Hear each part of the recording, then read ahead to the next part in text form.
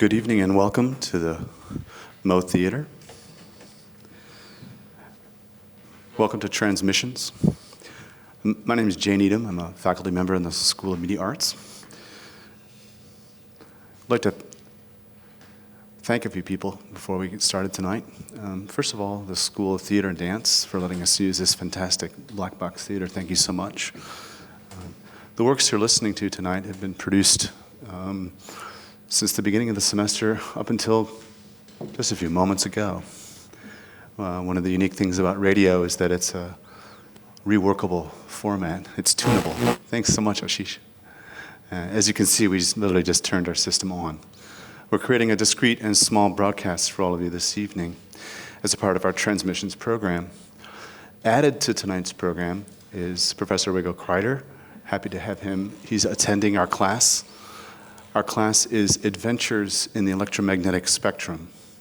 And this first unit tasks radio as a source of reinvention, not only for its potentiality as an energy source, but also for social change, artistic creation, and reflection. One of the things we've been exploring is radio's ease, its ability to sustain itself as a simple technology that's somewhat knowable, hence the idea of the radios in the middle. So tonight's works are completed works and also works in progress, and we hope you enjoy.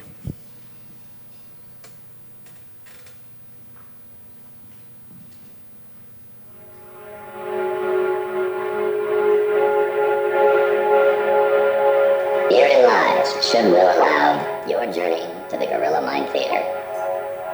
You may be advised to chemically alter your picture settings. The stipulations of the theater are as follow. The theater is not a waste bin. Please keep your trash to yourself. Using your phone within the theater is highly discouraged. Fighting within or directly with the theater is highly discouraged. The theater may at times induce extreme emotional outbursts. You are allowed to cry. The theater is not meant to be taken too seriously. The theater provides a projection of reality, but remember, it is an illusion. The theater is alive and will react to changes in its environment variables. The theater is not responsible for any lost nor stolen minds. Please guard your belongings. The theater is infinite and has no exit, but you may still line up single file should you like. There is nothing but the theater, and she is your theater. Take care of her well. If you encounter any problems, please contact the theater administrator via your Pidio plan. Should you choose to disregard these stipulations, the theater may produce unwanted results, including, but not limited to, death of the ego, dissolution of the self, and the collapse of space and time. In the end, if things appear too chaotic, try to remember this is all just a dream you are living within. Nothing is real, and in fact, nothing is the only thing that is always real.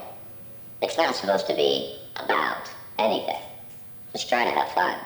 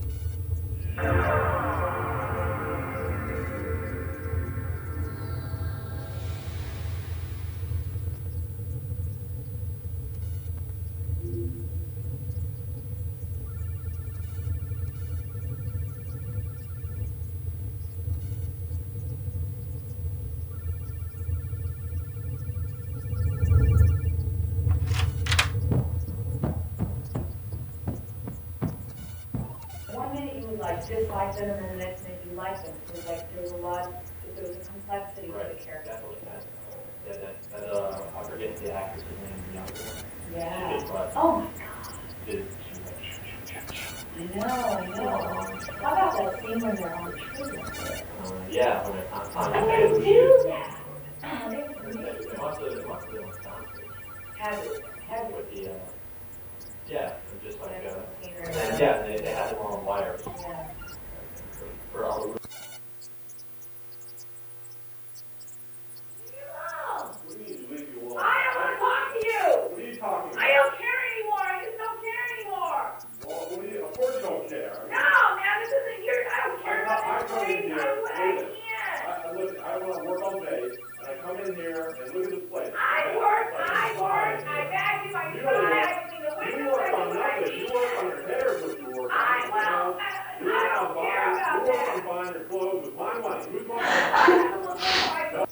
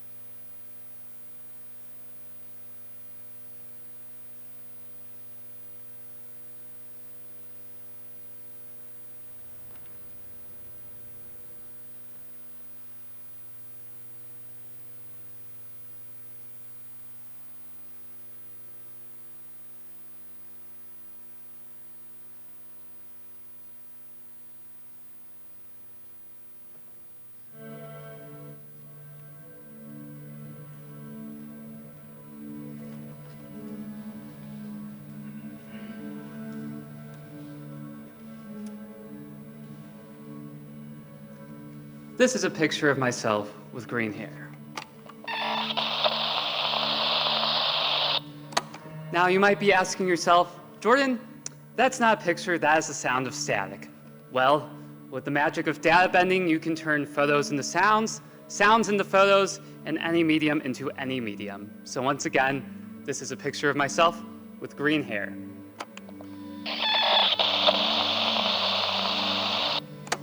I am holding my face in my hands. There are bands of light against my face as the light goes through the window blinds, and my green hair flows about. And this is a picture of my family during the Bardgett family Christmas get-together in 2013. I am standing center right. To the left of me is my brother Caleb, and then to the left of him is my brother Will. And then in the bottom center of my frame sits my grandma Bee, and then all around her are all of her grandkids. This is a picture of me and my dad at a concert in 2014. I have short brown hair and thick red framed glasses, and my dad also has short brown hair and thick black framed glasses. At the time, this would be considered a father-son bonding experience, though that would change. And this is a picture of me in the year 2016.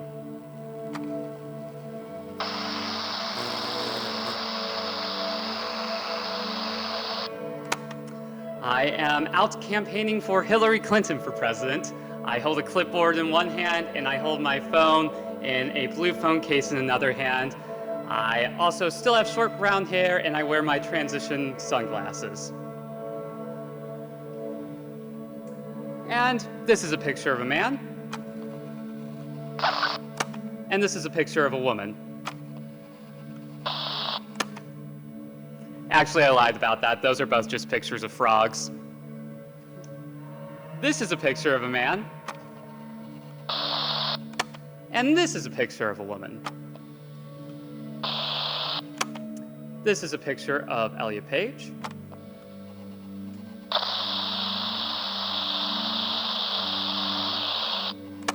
That's specifically the picture of Elliot Page on the cover of Time magazine when he came out as a transgender man.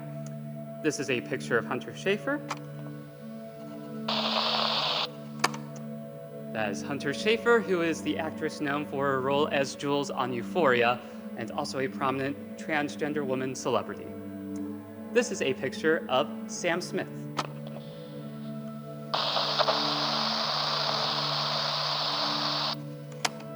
An Oscar and Grammy-winning singer and songwriter, but also a prominent non-binary activist and individual.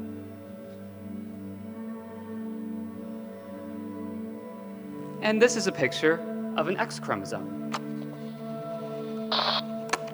And this is a picture of a Y chromosome. I lied again, those are both just pictures of frogs with wizard hats this time. This is a picture of an X chromosome. And this is a picture of a Y chromosome.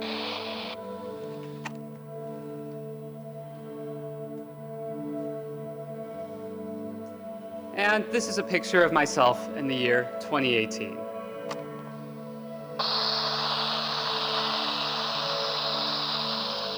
I am wearing a dress for the first time. I am looking in the mirror and taking a selfie of myself. I have red painted nails. I am wearing lipstick. And this is the moment in which I figure out that I am indeed transgender. And in that moment, I am scared shitless, to be frank. I do not know what to do with myself in a world that may not accept me, but I am who I am.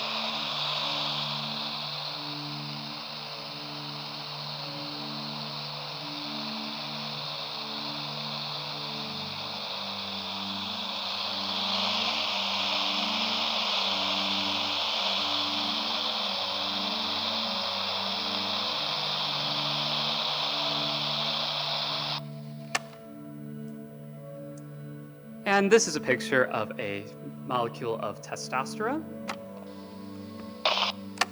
And this is a picture of a molecule of estrogen.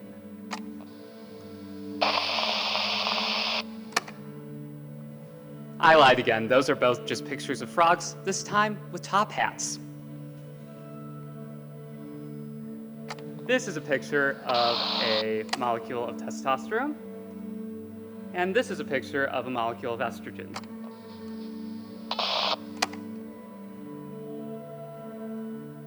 And this is a picture of myself in this year, 2022.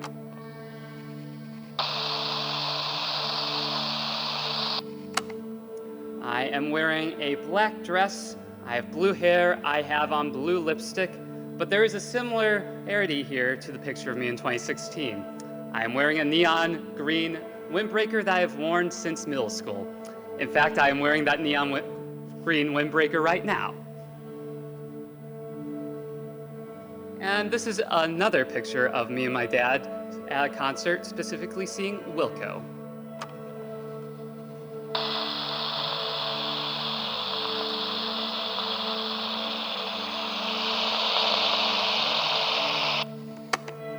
I now have longer, greener hair than before in 2014. I also have green framed glasses this time. And my dad still has short brown hair, but he's traded the thick black framed glasses for golden wire framed glasses.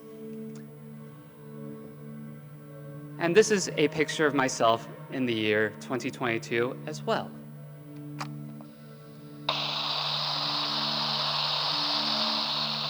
I am sitting in the middle of the woods in northern Michigan on a tree stump. Green hair, green shirt, green pants, everything green, looking like a little forest fairy. And this is 1 year on hormones for me, taking estrogen, becoming a woman, and just simply being at peace with myself.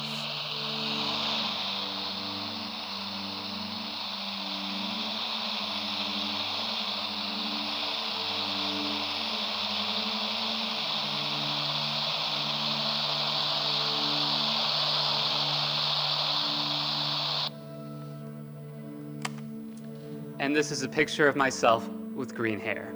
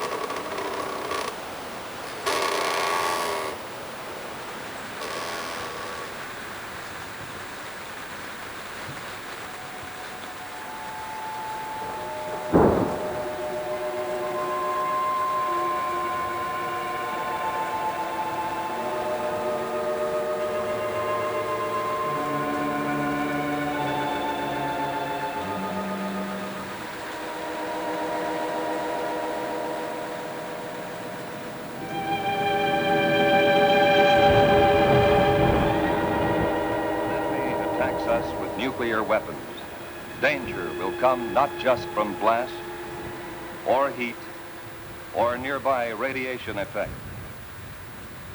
but also from fallout.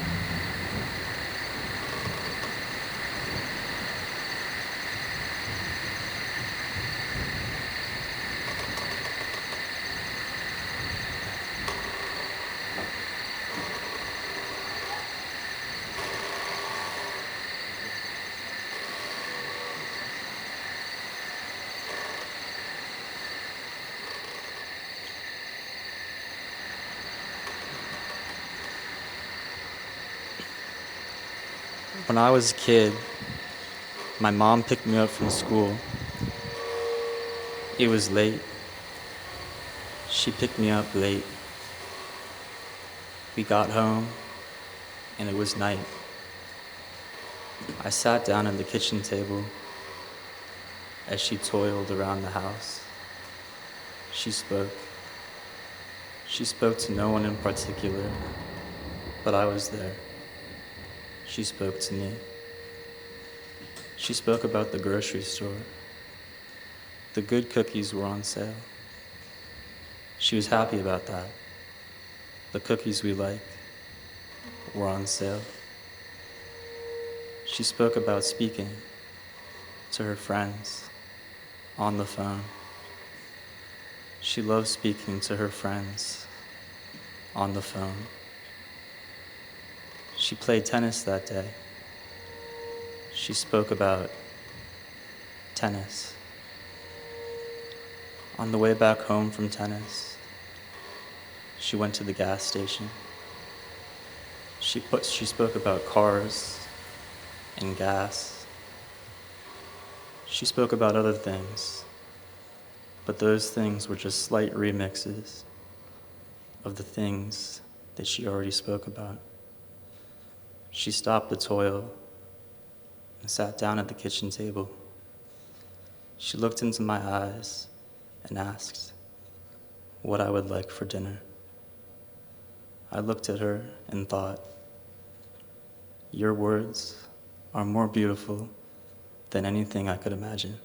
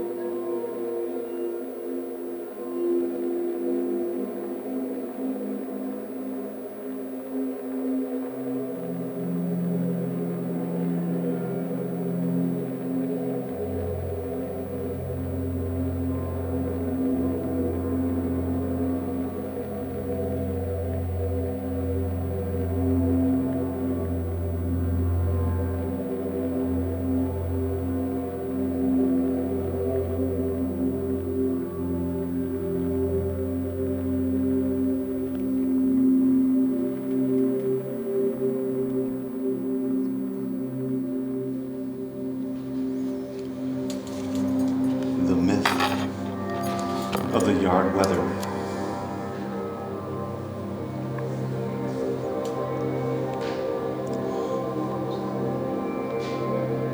(2022), north of the confluence, Illinois, May.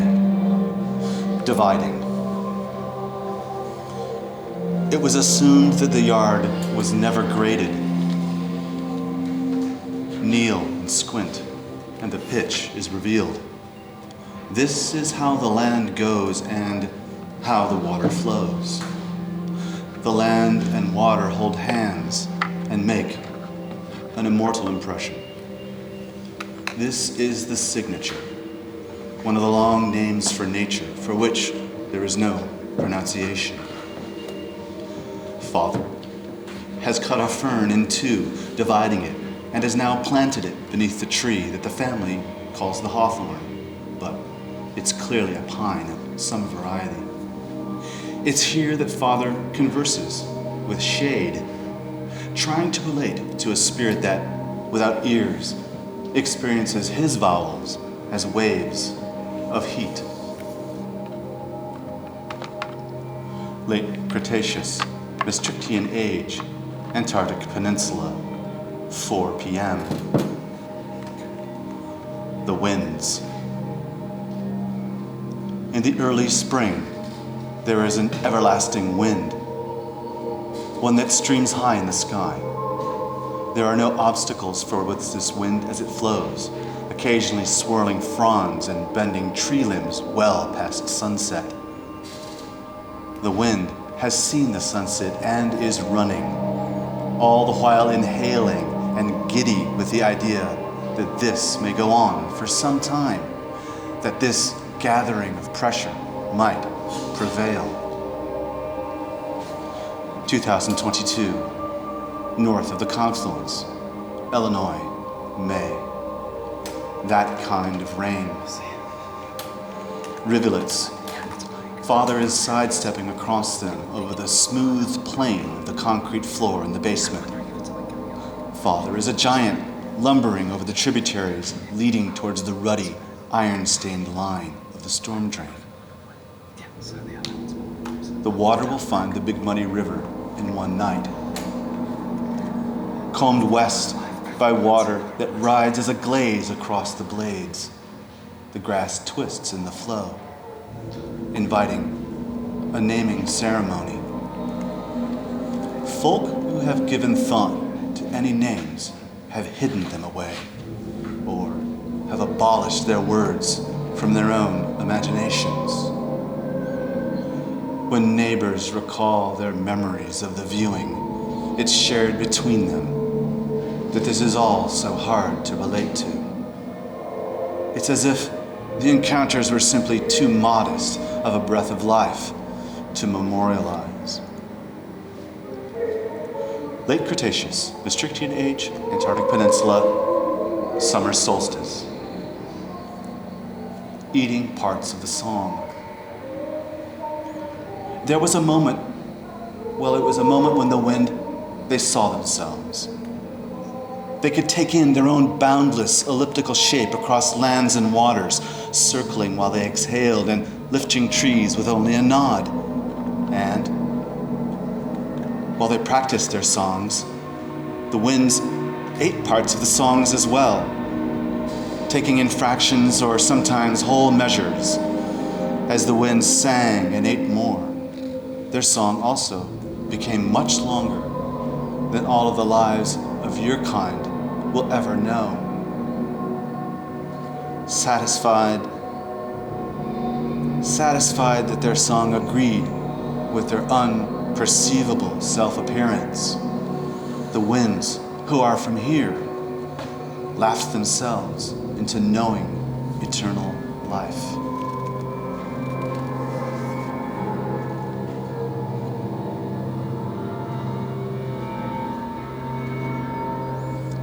(2022), north of the confluence, Illinois, summer solstice. In the early hours of the longest days, crows raid the nest filled with fledgling robins that sits atop the light next to the front door. Evidence of the regalement came in the form of a unique collection of tiny quill pens that lay on the ground, each one having been rendered from a single fledgling feather. If you are the person who discovers the pens, words written with them, written with these instruments, carry with them an attraction to magnetic north and the lingering perception that the words you scribe with them will come back to you later in life. During the bedlam, the crows only saw feathers. And in the coming days, the crows dispense news from their chambers, a reverberant Federalist bunker that is lined with tiles, and on the walls they display aphorisms about righteousness written in Old Crow.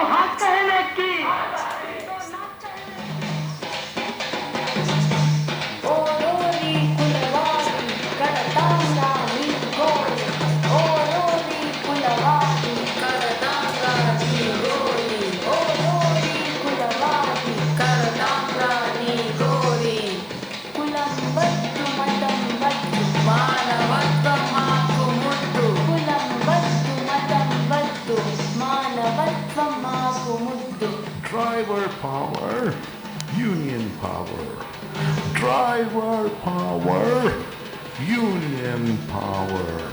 In my 25 years of organizing in the taxi and for-hire vehicle industry, I can think of this as the slogan that I've used for the longest. It's a slogan that has worked magic in the midst of immigrant working class driver communities, where suddenly the sense of powerlessness, the sense of hopelessness, the sense of not being anybody in the communities that they live in is replaced with a sense of power, a sense of hope, a sense of knowing how to create power.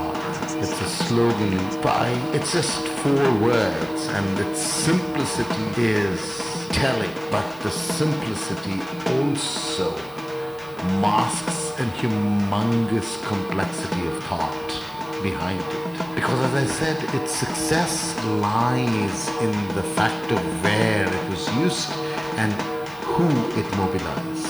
A specific community being introduced to a specific vehicle, in this case a union, as a way to gain power in the face of constantly feeling powerless. That entire complexity of a strategy that undergirds this slogan is what makes it fantastically complex.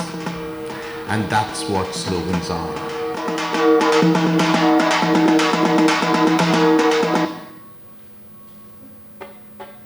அடிமை சிறைகளை தகர்த்திடும் பறை, ஆணவத்தினை நொறுக்கிடும் பறை, இழிவு என்போரை இடித்திடும் பறை, ஈனசாதி என்போரை வெளுத்திடும் பறை, உயர்வு தாழ்வு மறுத்திடும் பறை, ஊர் சேரி அழித்திடும் பறை, எலும்பும் கூட அதிர்ந்திடும் பறை, ஏற்றத்தாழ்வு களைந்திடும் பறை, ஐவர்ணத்தை பொசுக்கிடும் பறை, ஒற்றுமைக்கு ஒளித்திடும் பறை, ஓர் அணியில் திரட்டிடும் பறை, அவ்வை பாட்டி அளித்த பறை.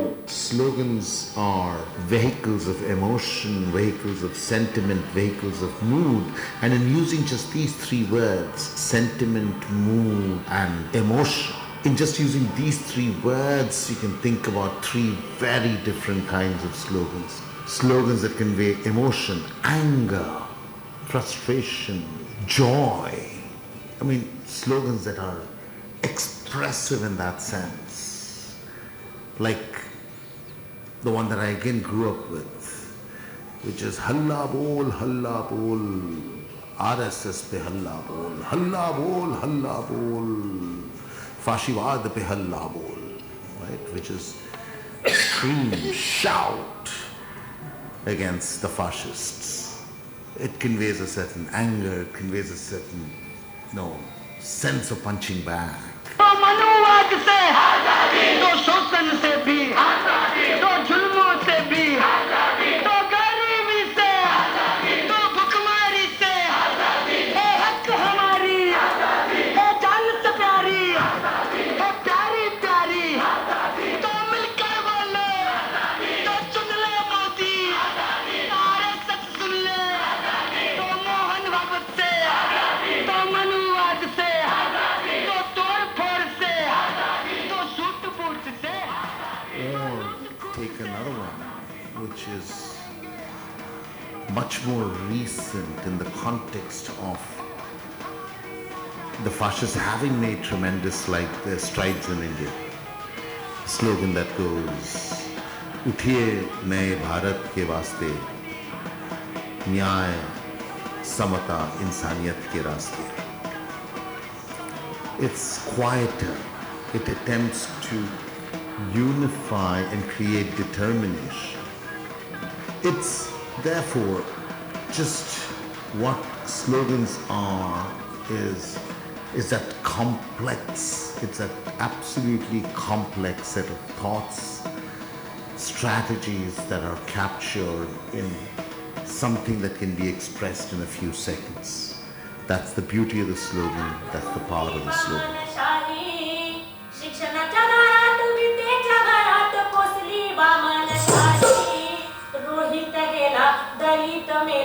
मरते ही लोकशाही मरते ही लोकशाही मरते ही लोकशाही मरते ही लोकशाही मरते ही लोकशाही.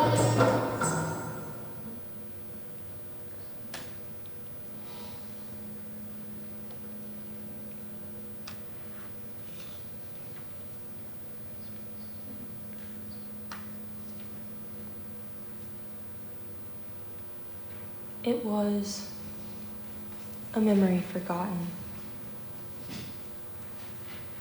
but still a memory. But then we found the elderberries.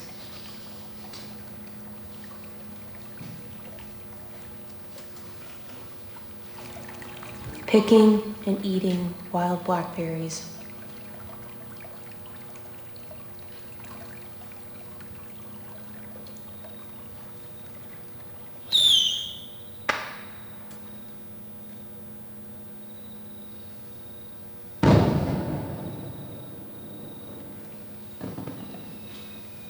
An early summer firework burst.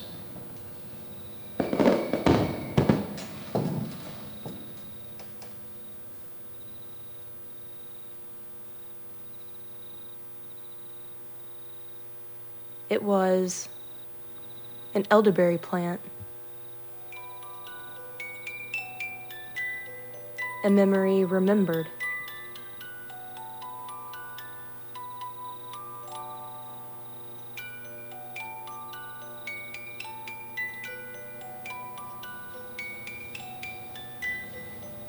A familial timeline.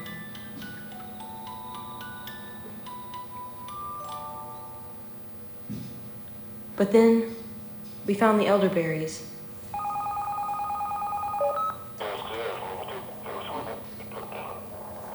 Late summer to harvest the berries.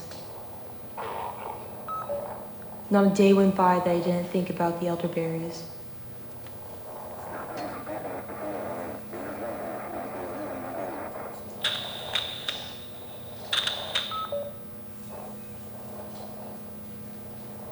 More than enough to make jam.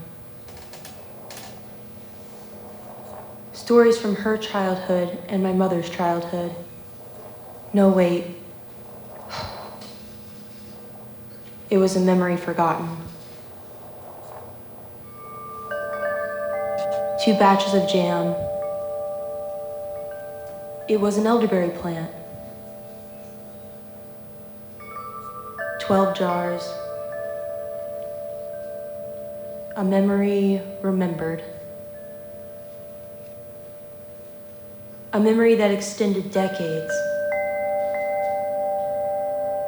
reborn into a tangible, material object. Manifested. Manifested. A memory of my own.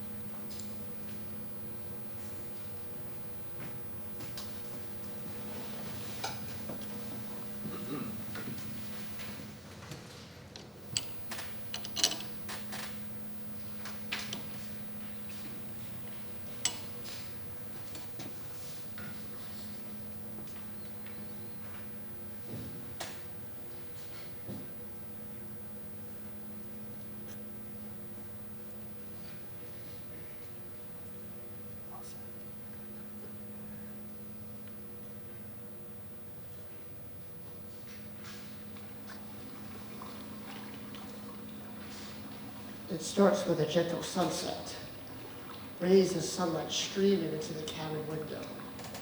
The sunlight scorching the skin of your bones, bad enough to get sunburned. At this time, the lake becomes very glass-like, with trees across reflecting on the water. You step outside to the dock, with the lake water lapping calmly underneath the dock. Just listen to those sounds of the cicadas. It is their mating call. Just imagine them getting busy up in those trees. Remember that when you chime out on your next explore.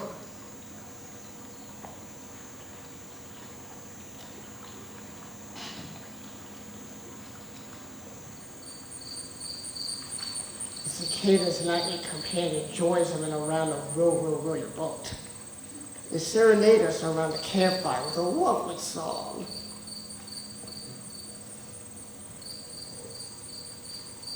It may not sound like it, but it's definitely row your boat.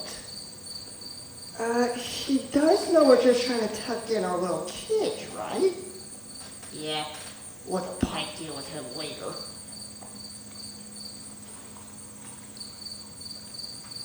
Remember campfires from my youth.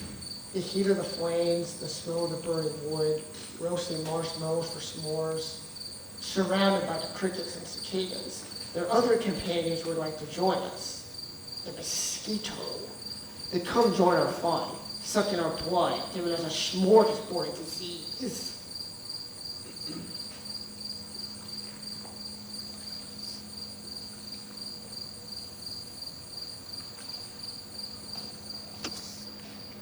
As the fire starts to dim, we journey to the boat. We take it for a drive onto the lake. This water has sounded the clearest I've ever seen. Clear as crystals. If only I could stop chucking their trash into the lakes and creeks of the States.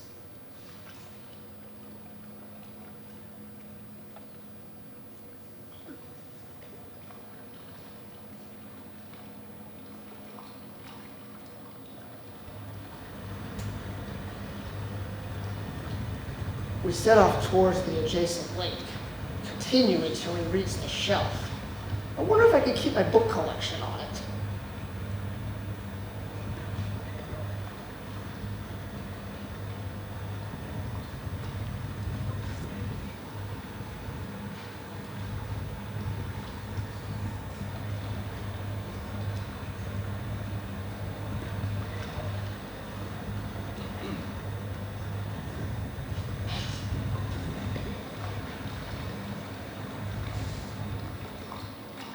Here we get on our fishing spot.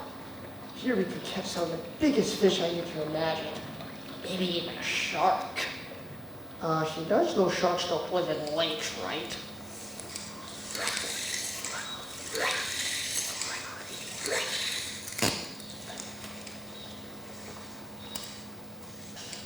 It takes time and steady patience to catch a good fish.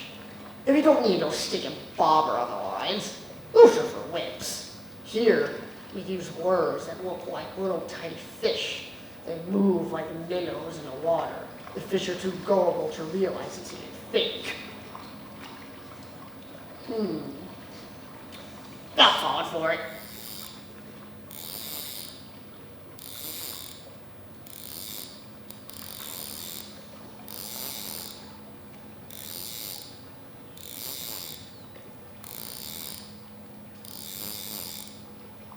Through the clear water, you can see the lure being reeled in. The fish follow it towards the boat for an easier catch. Gullible fools.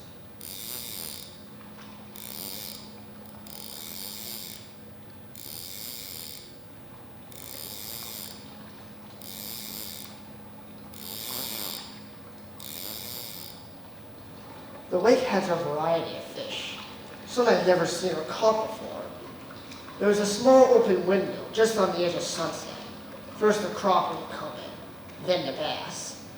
The bass was a good 16 inches, 3 pounds in weight. Bold catch. Its green sides and soft white underbelly and black stripe on both sides. That catch would feel real good compared to the 5 crappie you've caught earlier.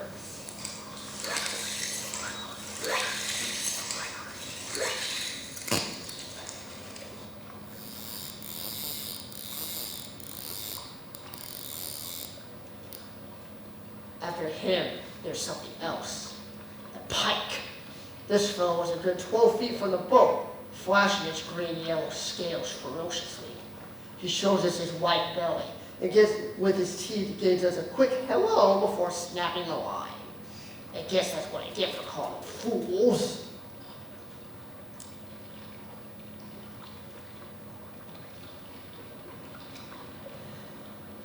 Afterward, we go collect our kill. Pulling up the strings, holding the fish, we get another surprise. That pike came for a quick snack. It only left us the heads. Pike 1, fisherman 0. Guess they're smarter than I thought. How nice it wasn't for him to leave us this nice, wonderful snack out for us. That's what he gets for calling us fools. I'll get a waiver, though. The fish have been caught. But the evening is not over yet.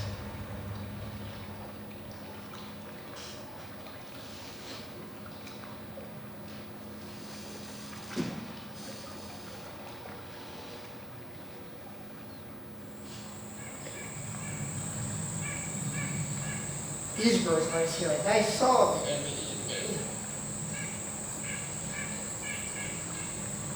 Here in the north, a more majestic creature is about to give us the curtain call.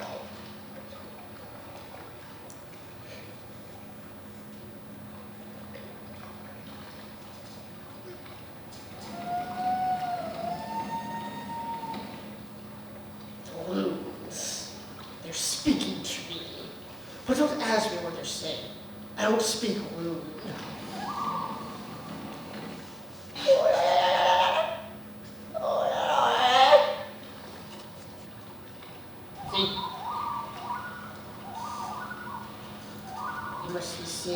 Song of happiness. That would have told me to go away. I do have to be standing near a nest.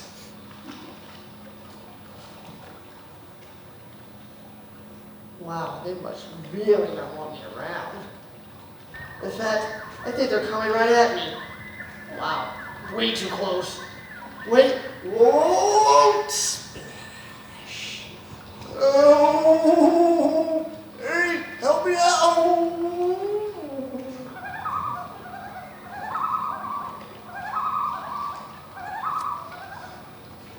Operation Dump the Man is a go. Yes, mission accomplished. Good job, Pike.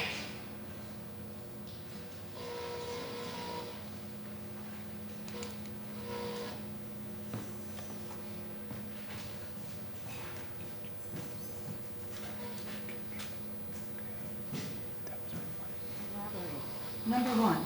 To be clear, I'm writing on my own as an individual to direct the reader how to effectively collaborate with other people or organizations. There will be no collaboration in the writing of this manifesto. Number 2, I am not collaborating with anyone on the writing of this manifesto for several reasons. 2.1, I have a strict time frame. 2.2, collaboration is tiring. 2.3, it's the end of the summer. 2.4, it's hot. 2.5, I simply do not have the time to endlessly discuss the issue with another person or group of people. See 2.1. 2.6, I am not a Quaker. Number 3, collaborate comes from the Latin from com, meaning wish, and labor, meaning to work. So literally means to work with. Number 4, I took the place of an old English word, elfenwerken, which means the same thing but sounds elvish. Number 5, notice I said effectively collaborate. That was intentional. Ineffective collaboration is a much more common phenomenon. Number 6, many find collaboration challenging, difficult, or impossible because it involves working productively with a person or group of people who are not yourself. It is interesting to note that there is nothing in the phrase to work with that defines how to work with. Number 7, Jean-Paul Sartre once said, hell is other people. The work in which he said this is an exemplary example of how to collaborate ineffectively. 7.1, interestingly but not surprisingly, the play focuses on 3 white Europeans who have gone to hell, which is made up of one room decorated in the Second Empire fashion. The entire rest of the world is left in other undescribed rooms. 7.1.1, Garcin? Are all the other rooms like this one? Valet. How could they be? We cater for all sorts. Chinamen and Indians, for instance. What use would they have for a second Empire chair? Number 8. I have extensive experience with ineffective collaboration in American K-12 schools, where I worked as a teacher for 10 years. Some of what I learned. 8.1. Administrators prefer to assign collaborative projects to groups of teachers or other personnel that they have little vested interest in. 8.2. The time and energy necessary for effective collaboration is generally not available in K-12 schools. 8.3. Because of such constraints, it may be preferable for educators to perform a facsimile of collaboration. 8.4. Also, it is most expedient for the administrators if the teachers work with each other to come up with solutions already chosen in advance. 8.5. This means the best collaborators are those whose goals, interests, and priorities most closely match those of the administrator. Note, sycophant is not a word commonly used in American K-12 schools. 8.6. If on the outside chance the group of teachers or other stakeholders do come up with a solution to a problem that the administrator did not foresee or approve, it may be expedient to simply scrap the entire exercise. 8.7. Administrators enjoy commiserating with each other about how difficult teachers are to work with. Assigning them collaborative tasks allows administrators time to get their own work done while providing them with entertaining evidence of the teacher's ineffectiveness for the next time they meet with other administrators. Number 9. Of course, collaboration is not limited to K-12 schools, but also takes place between different organizations such as nonprofit and government agencies. I also have experience in those realms and learned the following. 9.1. Most collaborations between organizations are asymmetrical, meaning one organization usually has more resources, clout, etc. than the other one. This leads 9.2. This leads to the dynamic that my brother, who is a lobbyist, once explained to me as the following. Whoever has the most money gets the most democracy. 9.3. Individuals who are not aware of this dynamic may find collaboration between different organizations challenging. Number 10. Another type of collaboration takes place within organizations, such as museums. It is important to understand hierarchical thinking in these instances. See footnote 7. 10.1. See 8.1 and replace administrator with director and teachers with staff. 10.2. See 8.2. 10.3. See 8.3 and replace educators with staff. 10.4. See 8.1 and follow directions for 10.1. 10.5. See 8.5 and replace administrator with director. Note that sycophant may be a term used in museums and other nonprofits, but is not likely to apply to any one specific personnel, as that would be hurtful. 10.6. See 8.6 and follow directions for 10.1. 10.7, see 8.7 and again follow directions for 10.1. 10.8, also bear in mind that 10.1 and 10.7 through 10.7 are entirely dependent upon the whims of the nonprofit or museum board. Footnote 8, a carefully selected group of individuals that really have little experience in the professions of the staff they are effectively overseeing. Number 11, universities and colleges may be seen as another site of collaboration. 11.1, in these spaces, as in the ones mentioned in 8 through 10, collaboration may be referred to by other terms or be part of a larger task. 11.11, networking, working on committees, doing research, and graduate assisting are a few examples. 11.2, hierarchical thinking as described in 9.2 and 10 continue to be covered. Number 12, in conclusion, collaboration could be seen as a utopian concept. 12.1, however, if you still insist on trying it, I have a few pointers that might help. 12.1.1, bring snacks. 12.1.2, be respectful and kind. 12.1.3, try to get to know your fellow collaborators in terms of race, culture, gender, sexuality, background, and general concerns. See footnote 9. 12.1.4, listen to your fellow collaborators. 12.1.5, communicate clearly, remembering 12.1.2. 12.1.6, set a time frame in advance. 12.1.7, have an idea of what you hope to achieve. 12.1.8, write shit down. 12.1.9, remember that humans are intensely social creatures who, though complex, also share commonalities. And now the footnotes. 1, please never doubt my love for the Society of Friends. I just do not have the time or the amount of peanut butter sandwiches that a task of this size would require. Number 2, SART, JP and Cambu, A, 2015, No Exit and 3 other plays. Number 3, Eternalize, I'm not going to read all of these. Okay, I'm going to stop there.